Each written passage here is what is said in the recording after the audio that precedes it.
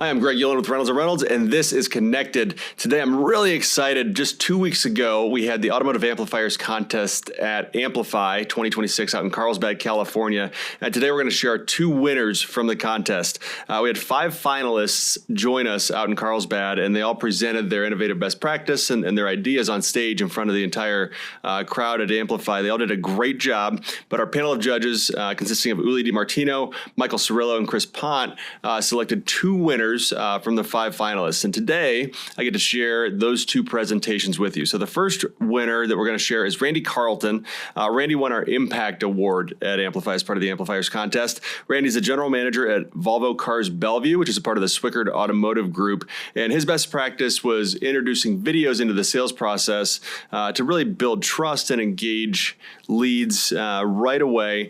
And I think most importantly, you'll find towards the end of this in the Q&A, was how he implemented this and how he got his team to implement it fully. So take a look at this presentation. I think Randy did a great job. So first off, I want to thank you all for taking time to watch my presentation. I wanted to share something that's worked really, really well for Volvo Cars Bellevue. Initially, we had our issue was I built a great website. We had the highest converting website in our whole auto group. But we weren't converting those as a higher rate as we liked. We were converting those, our website lead conversion was low.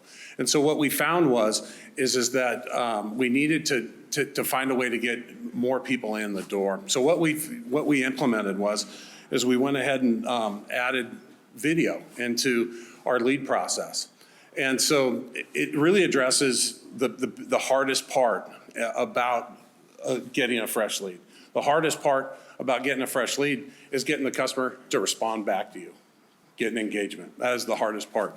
And so what video's done for us is allowed us the chance to get those customers to engage. So real quick, I just want to show a couple of examples of what we do. This is Alex here at Volvo Cars Bellevue. Just wanted to send you a quick video confirmation for today at noon for a test drive on this beautiful Chevrolet Tahoe 2023. If you want to reschedule or cancel, please give me a heads up. Otherwise, the car is going to be ready right in front of the dealership. When you pull up, I'm going to be staying right here waiting for you. And again, my name is Alex. I'm excited to see you all, and I'll see you soon. Bye-bye. Good morning. Vince here from Volvo Cars Bellevue. I just wanted to send you a quick video of this awesome Volvo EX30 Cross Country that you inquired about. As you can see, it is on site. These are excellent vehicles. I love them. Remind me of the Jetsons.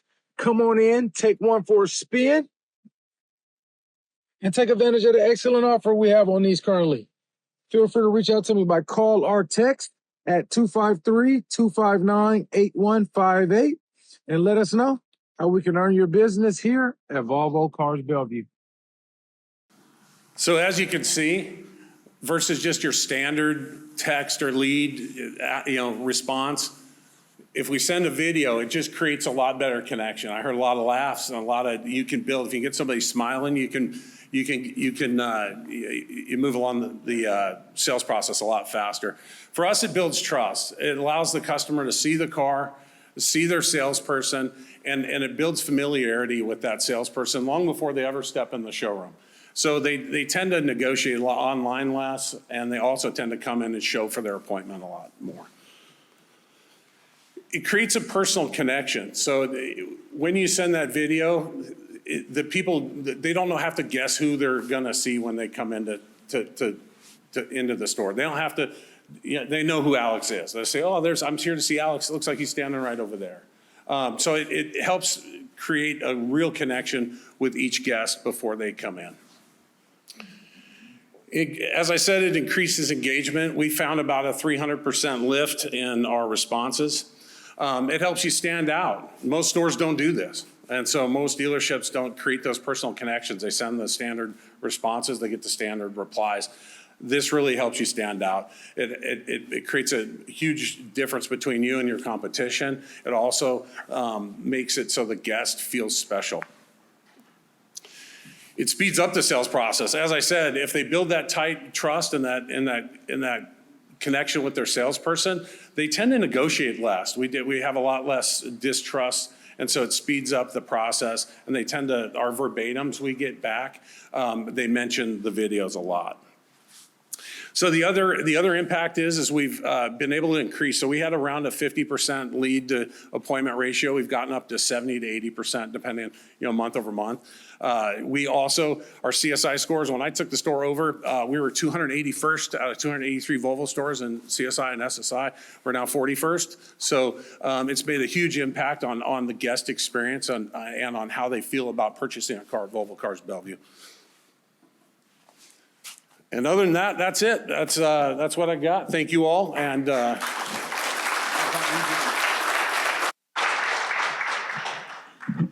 Hi, Randy. I think this is super impactful. I have a few questions, but I'll try to stay in the ones that I think could benefit the people most in this room.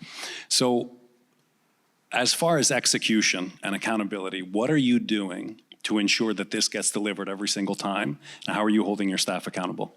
It's a great question. It's one of the things I love about Focus, and we use it in our CRM, and we're able to go in and pull a daily, even hourly report and make sure that these things are being done. We can watch those videos. I pulled those straight out of Focus, and we're able to monitor those in real time. So my sales managers watch those. They watch those leads as they flow through. So how do we get people to do it? Well, I tie spiffs and I feed everybody. So like tech videos, I do a Fixed Ops Friday where if tech videos are over 80%, I buy them lunch. I buy all the Fixed Ops guys lunch. There's just motivate them, keep it positive, let them know the why. That's the other thing. I really sell the why to the team on why they need to do this and show them how it benefits their paycheck as well, not just free lunch. So if I understand correctly, this is now a mandatory behavior that you're expecting to see from them. It's part of our process, yes. Okay, in a similar vein, how do you help them overcome? I mean, incentives are great when you have a face for radio. Right. And you're aware of that. How do you help convince them to adopt this behavior? How do you deal with the pushback? Lead by example. So I shoot a lot of video with them. The other thing I do is we go out and practice. We talk about best practices, and not everybody's comfortable doing the same things, but the managers and we work with them to overcome that. We even support them. One guy wanted a gyroscoping video deal, so we went ahead and got I put a spiff out there for him, and he earned it. And just keep pumped up about it. Be a positive, not a must-have, but this is a must to do business in the 21st century now. Quick follow-up. Any pushback on the use of personal devices and that these videos are killing their phone storage or anything like that? No, we reimburse the salespeople for the data. You noticed an increase in leads showing up. Has it increased in sales, which are you able to measure that? So it helps, and it helps to isolate where to train, because once we get the lead to appointment and then appointment shown, and then it's shown sold, and we work on that through the process. And it's one of those things that's helped us increase. Yeah, so our closing percentages have gone up as well. Thank you.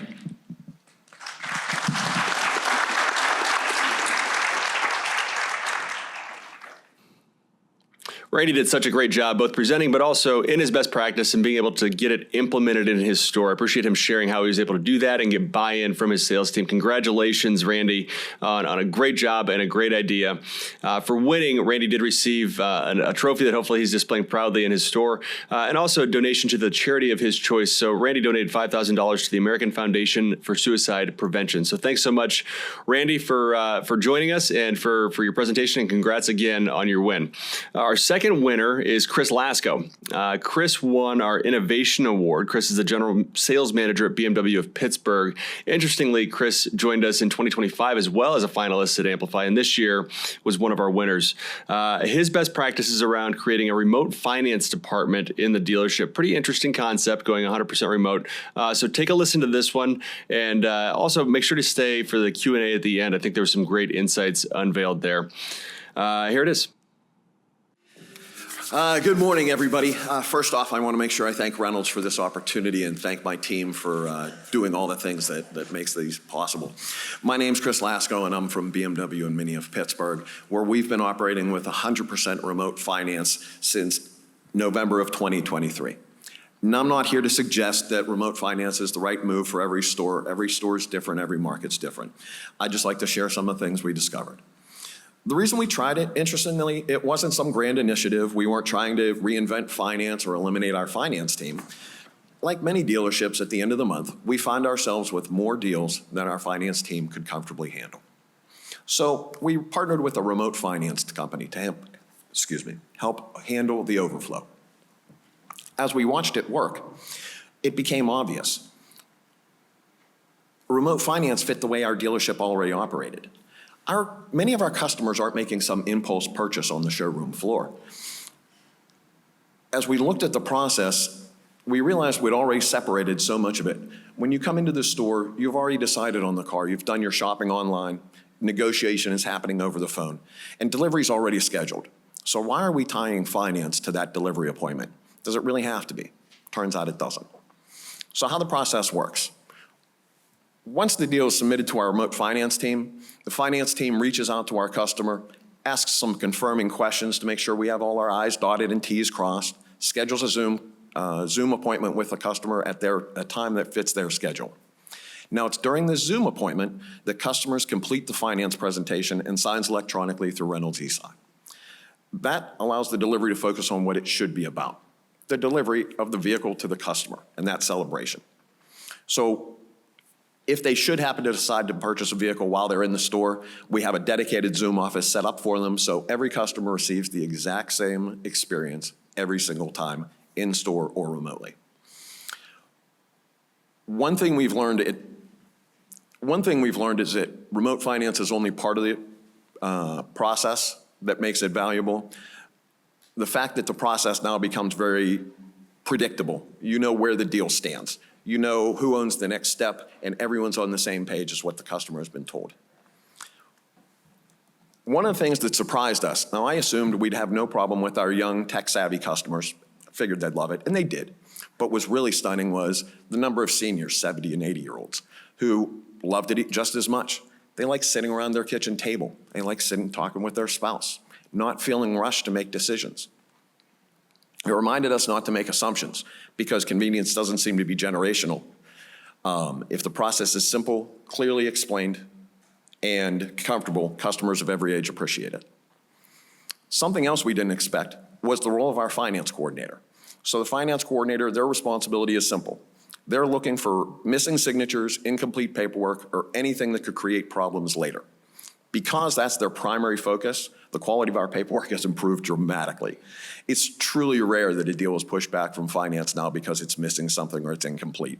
And I know that doesn't show up on a financial statement anywhere, but anybody that's run a dealership knows how much time and aggravation that saves. Now, speaking of financial statements, what happened to our back end? Looking at our results, we saw improvements across the board.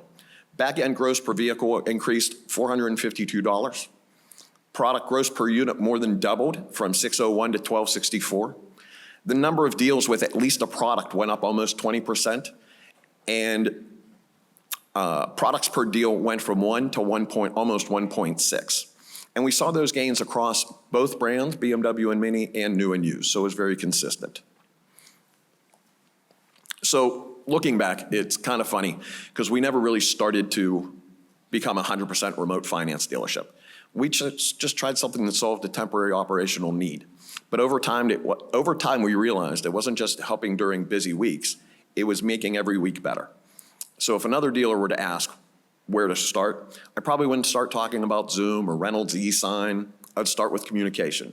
Make sure you define every handoff, set expectations early, make sure everyone knows what happens next. Because once the process becomes consistent, the technology is just the easy part. And so we didn't set out to reinvent the finance department. We just wanted to move it to a time that fit better for everyone. Thanks.